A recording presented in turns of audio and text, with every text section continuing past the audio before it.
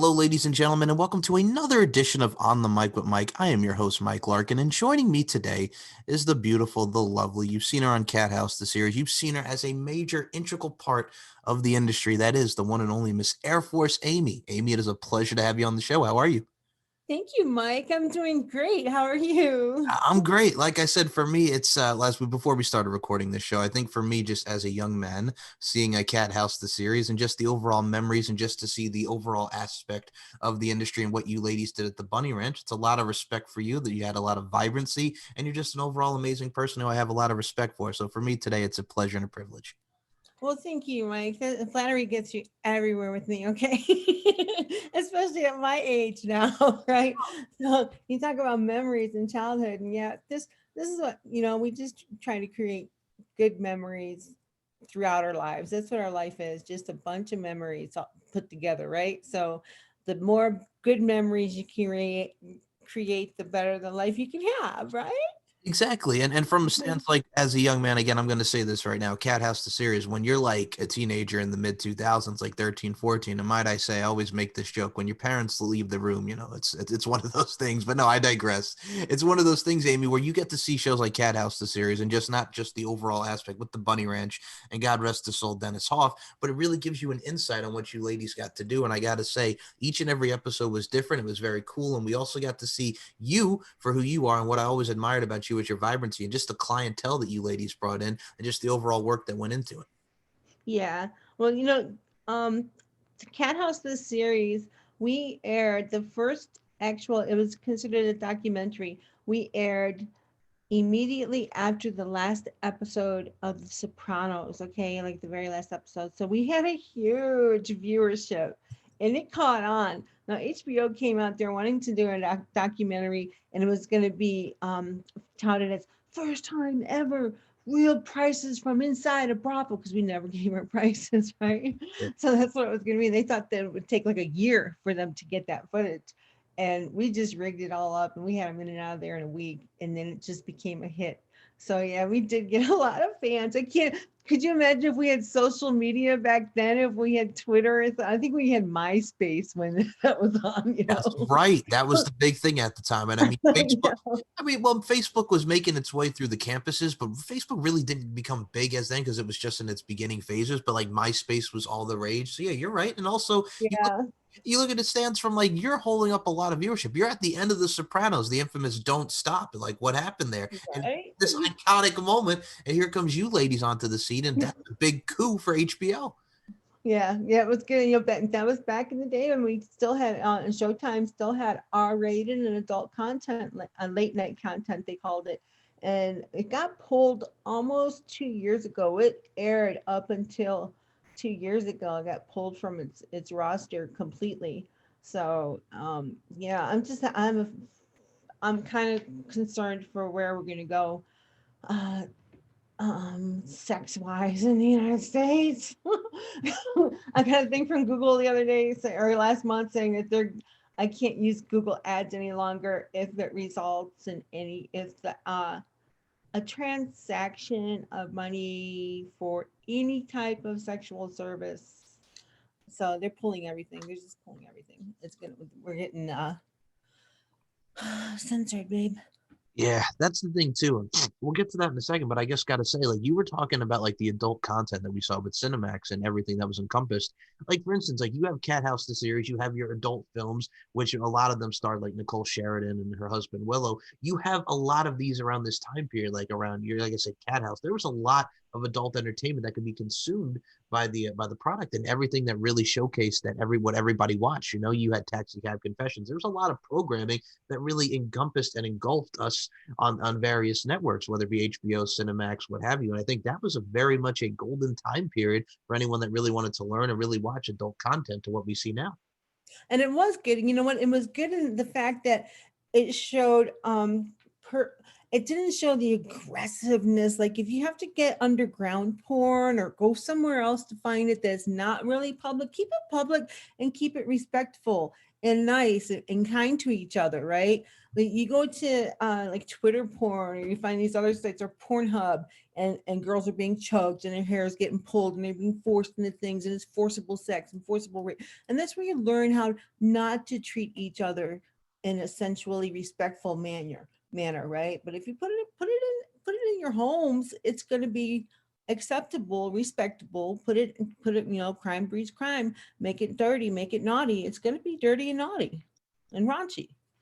Exactly. And I'll be honest, like my first ever, again, as a young man, like teenage wise, like, the hormones are raging. You're in the mid 2000s. We were talking about the prime aspect. Like the first time I ever saw like an adult website was a site called girlshuntinggirls.com. And the premise was they're in the van, they pick up the girl, and it's a sex scene. It's pretty simple. But also at the end of the day, like you were talking, well, that's what it was back in the day before the influx of, I mean, that's what it was before the influx, like you were saying so eloquently there. We have the X hamsters, the Pornhub and stuff. We had websites, and then, you'd have to buy a trial to get into. And now everything is just so accessible at our fingertips with streaming and everything. Like we didn't have that accessibility that we do now.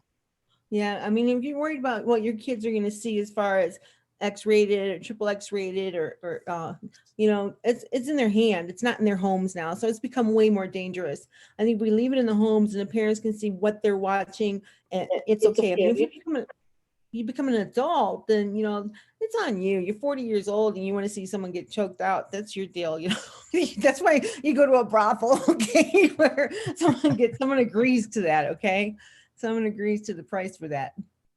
And I think from a stance where you were going with it as well, like we see so many like certain scenes on different websites and different streaming sites. It's one of those things where you also look at the overall encompassment of love.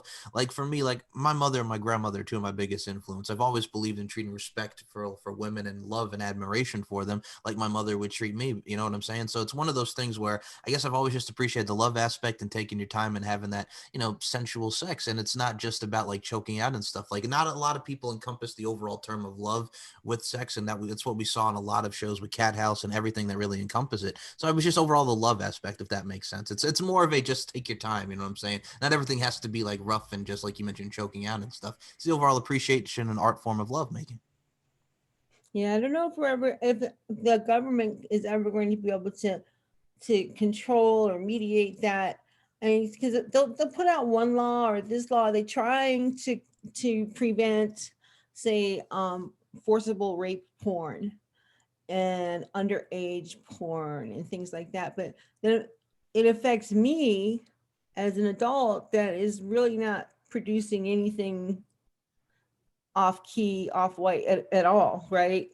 And I mean, like my OnlyFans just made me take down every picture I have that has anyone besides me in it. Oh my goodness. They wanted the 2257. I'm like, really? Even group pictures at work, or pictures with famous people at events? And I can only put a picture of me up any longer without the 2257 consent form. I'm like, oh my God, this is Rick James, dude. Okay. Just taking a picture with him. Are you kidding me? Yeah. Well, that's So I don't know. well, yeah, that's It's too. regulated. Well, that's the thing too, Amy, because we live in a day and age like you were talking about censorship. Like it's every little thing, and I'm going to say this: it doesn't just apply to sex work, but a lot of endeavors. It's a lot of people that we get offended a little bit more than we used to back in the day. We want to censor everything. We want to have it a certain type of way, and that's the thing. Because I believe, like you, very open with sex positivity. That's how we have to be. And I'm going to say, there's a lot of terms like if you got it, flaunt it. There's a lot of the voluptuosity factor and the beauty, strength, and dominance that make the women the work of art that they are. They really encompass a imagery from a photo standpoint and a content from a video standpoint. That's not all like everybody is making out to be like, oh my goodness gracious, let's censor this, let's not have this at our fingertips, let's not have this content out there. It's one of the things where we just up it to the fact of how can we get offended today, because there's a lot of people that do get easily offended nowadays. I think Twitter used reverse psychology on the porn industry. Okay. That's what they did, is they created OnlyFans. Well, OnlyFans is actually a UK company, so we're pretty okay with them. But so they created OnlyFans, and you can advertise OnlyFans on Twitter. Yep. So all the girls quit putting all their really bad, really triple X stuff on Twitter, saying, well, join my OnlyFans and you can see it. Okay. So they kind of removed a bunch of porn off of Twitter. So because people are going to go to OnlyFans to see it. I don't know.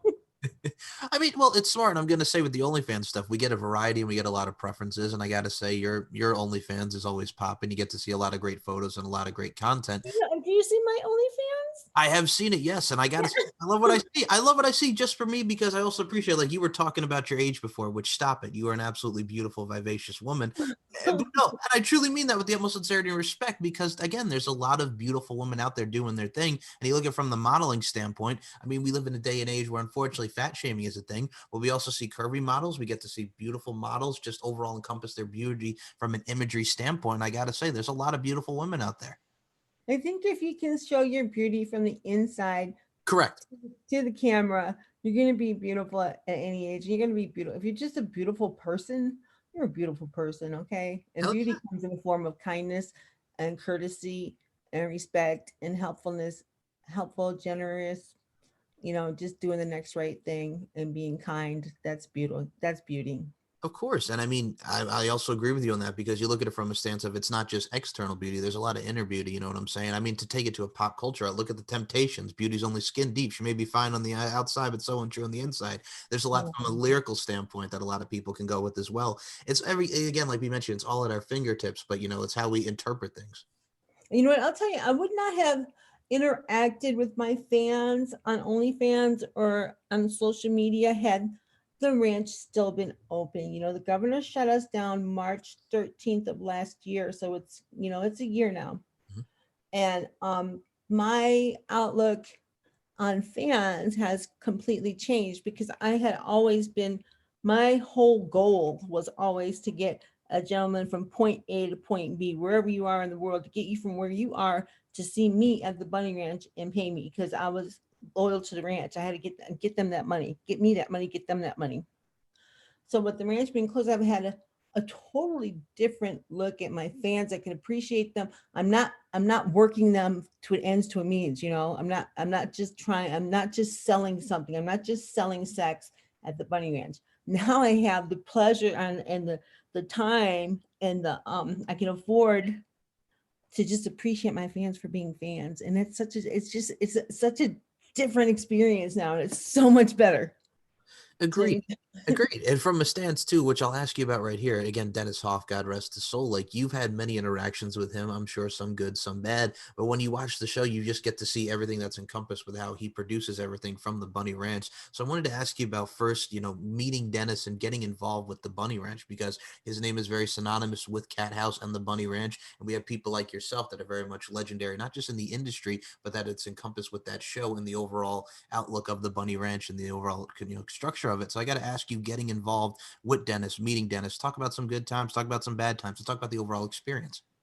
Okay, well, my first memory of Dennis, I met him at I was in limbo trying to get a license from one county to the next, from the county I just left in Nye County, which was outside of Clark County, outside of Las Vegas. So I'm hanging out in Vegas waiting to get get another license to come up to work outside of Carson City for Dennis. And I was hanging out in town and getting my hair down and stuff. And then the dentist calls me, and I'm like, ah. I was actually getting my hair done. Like, oh, say beer what's the name? The Bellagio. It was a big thing back then. So and dentist called like, oh my god, I gotta go meet this guy. He's my future boss. Oh god, I gotta go. So I go, and then there's around Jeremy there, and I'm like, who's that? I don't know who this guy is, right? This whole story is going to be. I didn't tell you, Mike. I am writing a memoir. Oh, congratulations. I look forward to reading. I'm fine. Everyone said you got to write a book. You got to write a book. You got to write it. And I never saw the money in that either. So I never saw. I was busy making money, man. I had time to write a book for nothing. Oh my god, come see me and I'll tell you all about these stories. But now I'm doing a memoir. I have a literary agent and not somewhat of a ghostwriter. Like I write and then she edits. And the actual story of me meeting Ron and Dennis for the first time is one of the chapters in the book. Oh my So goodness. Well, that here's maybe the that. thing. I got to follow up with you on that, Amy, because here's the thing. Like, you said you didn't see the money. You're just about busy making money. But the book idea, that's great because when you have all the stories and experiences, that intrigues a lot of people. And we see people nowadays writing a book to get everything out there. Like writing books and just, telling your experience, like book reading is at its finest. I mean, we have Kindles on our phones. We have a lot of things that are acceptable for those and purchasing the books as well. But writing the book also gives people the insight to it. And a lot of people think, oh, where's the controversy? Where's the juice? But you're also providing the insight standpoint of what you got there. So it's a win-win all around for everybody to read. Well, my book could actually be a saga, and I'm looking at it as, I kid you not, I want it to be a Netflix series. There's a lot more to me than the Bunny Ranch. There's a lot more stories, babe. And it starts at the age of like 8, okay? And yeah, and I'm 55, so that's a lot of storying, okay? Well, first and foremost, like again, like going back to the age thing, 55, again, still looking fabulous and doing as only as you can do. But it's one of those things where I got to tell you something, Amy. Like you're coming from out of the Air Force and doing what you do, which thank you for what you've done with your service in the military. And you're out here. Like it's an amazing transition just to see it and just to see where you've gone from, doing what you're doing in the Air Force to where you are. And that's a lot of things that I respect about people because I mean, again, we talk about the sex positivity and going back to that for a second, like for me, if anybody wants to pursue an endeavor or career like you had, there's a lot of avenues to go through and there's a lot of hard work. So you got to respect the people who put the time in and the overall craft of what they're doing. All right, well, before meeting up with Dennis Hoffman working at the Bunny Ranch, um, most of the brothels, all the brothels around in the other counties are what they call lockdown pussy prisons. So Dennis was the first one to allow the girls to pull a shift and go home locally, come into work every day. But the counties each have different rule or ordinances too. So some places they just couldn't do that. But yeah, prior to Dennis's place, there's so many stories about girls locked up. I mean, we were just locked up in this pussy prison. The stories are just outrageous. The stuff we pulled, okay, sneaking out and getting stuff in and getting stuff out. Okay, it's just like prison with sex. Exactly. And it says it right in the title, like prison with sex. Like again, the sex part and the love making, but it's just like, you're trapped and there's a part of you that just wants to get out and you have to be very creative with what you do. And I think that also led you, I mean, it's interesting because we all have that spiritualness about us and we have, God has a plan for all of us. God has guided you through a lot of the obstacles. And I think that makes you a better person. I think that makes you great for what you've done and leaving the legacy that you have behind and to inspire and encourage a lot of people that want to get in said fields. I mean, it's a kind of like a little bit of divine intervention, if you will. Oh, it is. Yeah, I can say there's battalions of angels that have guided me and held me and took care of me and kept me alive for some reason. And it's got to be to give a good message and to help others. That's all. The only reason I could be on this planet is to put out a good message and to help others. That's it. Because I have definitely been saved from death many times. Oh, I bet. It's one of the things where first and foremost, I'm going to say I'm glad you went because again, we get to see you from the internal and external beauty and you as a whole. And that's again why I loved you on the series because again, getting a lot of the clientele, and I think a lot of people who listen to this can agree with me. We get to see a lot of beautiful ladies there, but there's that one attraction. There's that someone who you gravitate and resonate with. Just because I'm going to say this, you have the lovely smile, you're very engaging, and it really showcased in your work that we saw on Cathouse the series. It's so strange, Mike. I was so insecure. I was like this egomaniac with an inferiority complex. And I was so afraid on this show. I mean, I had the likes of Sunset Thomas and Caressa Kisses and all these other girls that were around me that Dennis paid more attention to. And it didn't strike me that it didn't register with me. It was because they were giving him sex and he felt he owed them. I don't know what it was, but I didn't feel like I got treated as well as those girls. And so I didn't think I was as beautiful as these girls. And I thought, so I really had a real inferiority complex going into this filming. And I thought, well, okay, I'll do it. And if I get one customer out of this, then it was worth it.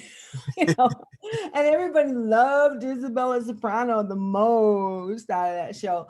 But then come to find out, it's like, I can't believe how many people recognize me. I mean, I'm just flabbergasted. It just still flabbergasts me. I can't believe it. People will tell you that, um, I'll tell you that I'm a legal prostitute. Other people will say, no, you're a celebrity, and I'm like, I don't really digest that I'm a celebrity. I don't feel that, but Well, I'll run with course, it. but I also look at it from a stance too, and that right there shows your humbleness and just the fact, like, okay, like I'm not a celebrity, I'm just a normal person, I am who I am, I'm just a person just like you and me. But it's one of the things too, like, there's nothing wrong with, like, we talked about the prostitution, we talked about what we get into with Cat House, the series, and it's funny because I wanted to segue off what you said about Isabella Soprano. Like, one of my first early episodes, I believe you were on and Isabella was on it. I remember seeing Isabella Soprano because I believe she also did an adult film for, I'm gonna take it back for everybody here, Naughty Office, for those that remember the website Naughty Office. She was like, wait, she was like America's sweetheart, and she was doing interracial like gang bang Yeah. S&M porn. I mean, she was on. That was my earliest memory of her just being on the show, and I remember she did a scene for Naughty Office, which is around the Naughty America series. And again, like I said, teenager just experimenting and just going through stuff. I mean, like, again, like you so eloquently put it, like the days of like looking through search bars and just monitoring stuff on computers before we had everything on our phone. Like, again, it was like an experience just to see like this woman who you would see like late night on Cathouse the series, and then here she is on Naughty Office, and I'm like, God dang, man. Well, all right, here it is. Right? A score. Oh, that. Yeah. Yeah. She ended up way before organic became cool, way before anybody knew about it. Like right as she left the series, she went and she met someone and started an organic farm. And I imagine she's like richer than God right now. Okay. Well, God bless her, because I mean, we all Yeah. take our avenues to after what we do in the adult work or whatever endeavor it is, and we move on to greener pastures. But it's one of those things where, like, you have those iconic names, and I'm going to say this. I mean, like you said, you embraced your celebrity status, but it's one of those things where you, like, again, you have the face, you have that markability about yourself, and it showcases through your work. And also, we talked about Isabella Soprano, many memories. Like, we've seen so many people come through Cat House, the series. I mean, Bridget the Midget, I believe, did an episode of Cat House, the series, Yeah. very Yeah. popular. So it's one of those things where it has so many moments that people can identify and resonate with. Like, there's some episodes I'm sure that are out there that we can find online, but it's one of those things where it's amazing just to see how, for those that are unfamiliar with it, now this generation get to see what Cat House is series about, and the also just everything that's encompassed with the Bunny Ranch. Yeah, I think this generation's gonna miss that. I think they get right to the point on. I mean, I watch Twitter porn. Okay, I have my feeds on Twitter. I delete, mute everything that doesn't have to do with sex and porn. Okay, all day I'm just looking at Twitter porn. Oh my god, that got me horny, and I gotta go masturbate. So I don't know what kids are doing with it, but I get it right on my phone, and yeah, maybe they missed something good with cat. And it may just be history. These brothels may just be history for quite some time, hun. Ah, that's true. But I mean, I look at it from a stance too. I mean, we have the nostalgia effect. You know what I'm saying? Yeah, Everybody's into nostalgia. And I mean, if everybody wants yeah, to the Cat House the series from a nostalgia standpoint, like you so eloquently put it with the Twitter, like everybody will have like a brief like minute scene. Here's a doggy style scene or what have you. Like you were talking about, like everything's so accessible on Twitter. And I mean, Instagram. I mean, we get to see a lot of photos, but if you go a certain way, there's restrictions, and yeah. it's I can't believe how they just. I right. mean, other girls would just have like a string up this huge butt. And they'll have someone like slapping whipped cream on it, and that's okay. But I can't just do like a video with Harley Lane. We're just, talking and trying on lingerie. I touched her butt and they yanked my account. Okay. Jesus. That's the world that we live in, because you can have the littlest of subtleties and nuances, but hey, someone's having, you know what it is? It's like if you ever seen Harold and Kumar to go to White Castle, you could put up the fact where Neil Patrick Harris is smoking, coke off the girl's butt, but that's okay. But no, we can't show trying Right. lingerie again. Right. Yeah. It's crazy. Well, all logic is out the window. So It's true. anything. Yeah. There's no logic right now, I don't think. No, and that's the thing. Like, and I know the lingerie video you're talking about, because I'll be honest, Yeah. I got to say this. Like, watching your YouTube and just seeing everything that you encompass on there, there's a lot of fun. And I wanted to talk about your YouTube because we get to see you do a lot of reviews on stuff like sex toys and just trying on lingerie. There's a lot of great content on your YouTube, baby. Thanks. I've been up just for like 8 weeks now. Or no, my first Christmas was Christmas poem, and I thought that up in like 10 minutes. I was trying to throw something together, and I was like, all right, I'll just add the Christmas poem. So that was our first one. And I was looking at them last night. I'm gonna put up all bloopers this week, just all the bloopers, because I know people don't watch the shows all the way to the end. The bloopers are so funny. I have so much fun doing this filming, and you can see just in a course of 2 months how the sound and lighting has gotten so much better. I have one, the room that I'm filming in now in in my formal living room. It's just like it's a studio now, and one of the walls is painted halfway up because all my walls are yellow. My hair bleeds into it, so I'm just gonna paint that wall, a different color every once in a while. So yeah, so I'm having a lot of fun with that, and that lingerie video got like 9,000 views, and I just hit the right hashtags. I mean, and along with the fact that I have a 25-year-old in lingerie with me, okay. But I think it was mostly the hashtags actually, that I was number 3 on a YouTube search for lingerie for 3 days. Damn. All I right. got a lot of views, yeah. Well, So that's the thing too. We have to learn how to market ourselves now with YouTube and, like we said, everything at our fingertips. I mean, that's the beauty of social media. It's a blessing and it's a curse, and it's also a positive and it's a negative, because there's a lot of negative feedback and people want to troll and people just want to be dickheads. But then you have the positive side of things where people are out there doing what they do from the content standpoint, and like you mentioned, hashtag and the overall results that we get to see with YouTube or Google. It's one of those things where it's like, God dang, man. You think of back in the days when Jenna Jameson was like one of the most downloaded people on the internet. You know what I'm saying? It's amazing just to see from the 90s, the 80s, or what have you, to that particular time period to where we are now. Like, it's amazing just to see the evolution from where we've come from. yeah, and but it worries me too though that I don't want to put all my eggs in an online basket, Yeah. because I mean I've been yanked off of so many platforms just because I have 3 names, Air Force Amy, as opposed to, you know, Twinkle Tits. Okay. you know. So I've been yanked just because I'm Air Force Amy on too many platforms. So I just can't put all my eggs in a basket like that. So I'm looking at just, the book, and doing some, I want to really do some comedy. I would like to go to Second City Comedy School and do comedy. Well, first and foremost, I'm just going to add before I ask you about the comedy, somebody just is probably going to steal that name, Twinkle Tits. You just gave Yeah, Twinkle Tits. And Twinkle. that's another thing. I have to go on all the platforms. If a new platform comes out, I have to go to it immediately and secure my name, Air Force Amy, or else somebody else will. Yeah, and that's the thing too. Like when anybody creates like a Twitter or anything, like you have to make sure like the name's not already taken. You know what I'm saying? It's like even Yeah. though that's your name, you know what I'm saying? You have to make sure crap's not taken, and then you have to come up with a different hashtag or a different username or handle. And it's just like, God dang, man! But this is really who I am. Right. Yeah, I'm trademarked. I could go after people, but yeah. Someone on Instagram contacted me because I'm like the Air Force Amy on Instagram. Yeah. Someone says, I have your name, Air Force Amy, and for $10,000 you can buy it for me. And I Oh, was like, really? How about I sue you for $20,000 and take that name because I'm trademarked. hell yeah! All right. Very true, but I also got to look at it from a stance like you were talking about comedy, and I'm going to say you would do very well in comedy. You're very, like I said, Yeah. you're a very funny person. You got a lot of stories that you could encompass from a comedic standpoint, and also like that I, would work. yeah, well, you know what, and I hate to say this out loud because there will be a lot. Then there aren't a lot of self-proclaimed prostitute comedians. Well, again, like I said, from where you started from being a prostitute and everything from the sexual, orientation and just the overall sexual being and your vivaciousness and your voluptuosity, like you could encompass that with your overall being and tell it from the heart, and it would still be funny. Like I remember seeing a Rebecca Bardot do some stand-up comedy as well, so you can encompass your life as in the adult industry with what we've done with the Bunny Ranch. You can just roll it up into one big ball and just have some laughs. Yeah, I think it's going to be really good. So too, but like I said, I truly wish you nothing but the best of that endeavor as well. Because I'll be honest with you, I'd watch it. I'd watch it. You have me hooked. Good, good, thanks.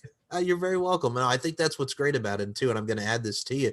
Like we all have a lot of endeavors that we want to pursue. And I think that's what we have to do as people, go after them and like, fuck whatever anybody else has to say, and just focus on you and do what you want to do. And if it's not, that's something that you love, just keep on pursuing it. You don't know what you like or are good at or what's going to pan out until you try it. And then if you like it, you do it with passion, and you'll be the best. And you'll be, or well enough at it. Yep. You know, they say that you find something that you love and make it your job, get paid for it. That's the key. you know? Agreed. Agreed. It's a simple formula, but at the end of the day, I think that's what's great about everything. But the only thing that always gets me too is, I mean, everybody with the social media standpoint, like everybody just wants to make money, like with social media, which I understand. But at the end of the day, it's like, God dang, man, like where we come from, doing jobs and just doing what have you, whatever endeavor and career. I mean, we're so inclined to, want to do stuff on social media. You know what I'm saying? Like a lot of people just focus more of their attention to there as opposed to like, the regular jobs that we see, like a lot of us do. But it's one of those things where, again, it creates a lot of avenues. But then again, there's also kind of like, all right, there's like too much social media in our lives, right? Because there's a lot of Yeah, well, there's yeah, there's a lot of times where it's like we got to get away from social media because it could be very congestive. It can also be like it can be too much at times. yeah. That's what you'll see me go really hard and heavy on social media for a week or so, and then I'm like, dang, I gotta take a break, and then I'll hit it and think that I don't have any content and be like, oh man, all right, then I'll hit it, So I go in spurts. I'm not one of those people who can do it every single day, no matter what. The only thing I do every single day, no matter what, is have sex and OnlyFans. Okay. It's the combination sex and OnlyFans. Yes, Yeah. That's the only I thing mean, I do every I can day. respect that. First and foremost, you have something with OnlyFans. Again, very interactive, and we get to see a lot of preferences and a lot of great stuff with OnlyFans.